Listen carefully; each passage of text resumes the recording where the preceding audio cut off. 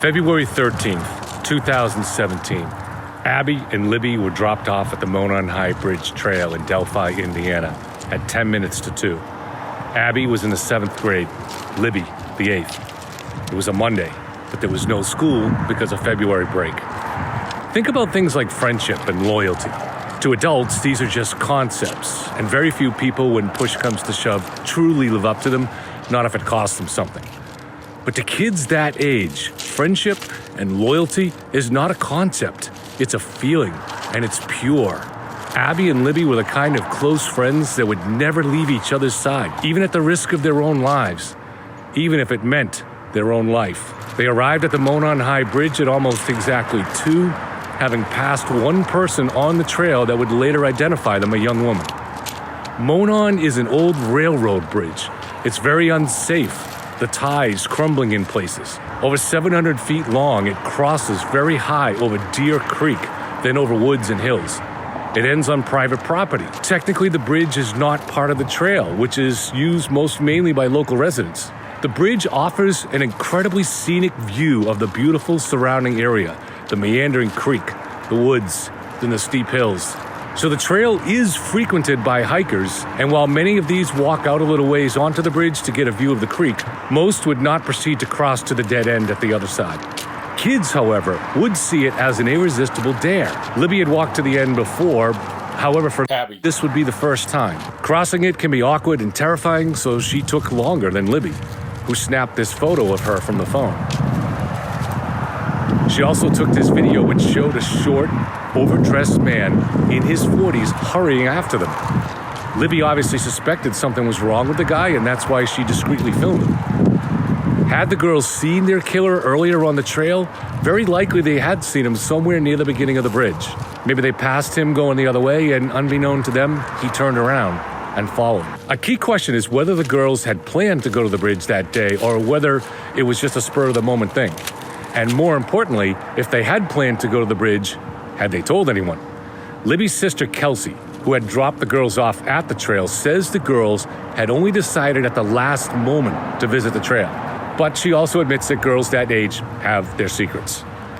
A creepy 27-year-old man named Kegan Kline had been catfishing underage girls, including Libby. Catfishing is when someone creates a fake persona online to trick someone else, especially underage girls. Kline presented himself as a wealthy, handsome young man named Anthony Shots. Using Shots, he'd get girls to send him suggestive photos of themselves. Libby had been completely fooled by Shots and was smitten. Kline lived in Peru, Indiana, about 20 minutes from Delphi, with his father, who has an unpleasant history of his own. Kegan had anxiety issues about driving, so he rarely did.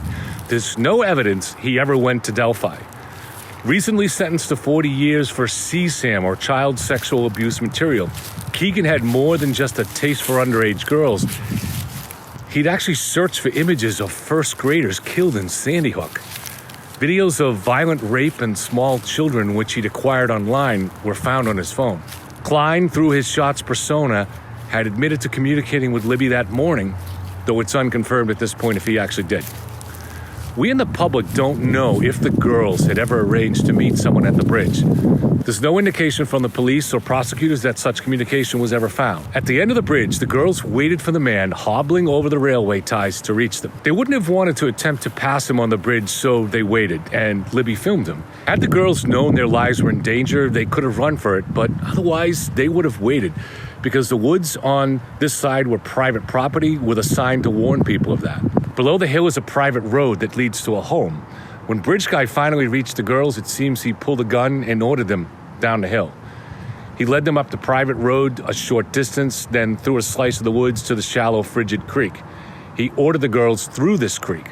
On the other side, in a spot that was perfectly selected for its isolation, he killed them. The killer spent over an hour with the bodies. Both girls were stripped, but Abby was then redressed, and strangely, some of Libby's clothing was used. Abby was found wearing both her bra and Libby's. A runic symbol was carved into a tree, and branches were arranged symbolically around both bodies, possibly even in the shape of antlers. Libby's phone was found under her body. Also found was a spent shell casing. The girls had been murdered with a blade. Around the time the killer was leaving, Libby's worried father had already arrived at the trail to search for the girls. The murder of Abby and Libby went unsolved for almost 6 years. Richard Allen was arrested last October and awaits trial. The case captured the public mind, searing itself into our memory because of Libby's filming of her killer and the horrific nature of the senseless murder of 2 innocent girls. We've seen many dark sides of the emerging true crime community, from the spreading of conspiracy theories to the shameless targeting of victims' families. We've also seen in Delphi how a bungled police investigation, which should have seen the case solved in weeks, has fed a lot of this. And of course, big questions remain. Did the killer have accomplices? Did he know the girls would be at the bridge? Did they think they were meeting someone there? And we'll dig deeper. What is the profile of the killer? What was his motive? How could this case have been solved within a few weeks? Is there a connection between the conservation officer the killer visited the day after the murders and the spent shell found at the murder scene? Why did the killer lead the girls across the creek? Did a poorly understood impulse hardwired into our brains called tit for tat play a role? What is the evidence that might connect Kegan Kline to the murders? Why would you be interested in listening to what I have to say? Maybe because I've used analysis to make predictions in this case before that actually came true. A month before the killer was arrested, I predicted he'd be a dad in his late 40s who'd never committed a similar crime before. I predicted he'd have a college-age daughter who'd recently left the house. All of this turned out to be true. I even made the odd prediction that the symbols of antlers would be found at the murder scene. This video was titled Antlers. Now, I'm not a trained profiler. I claim no qualifications.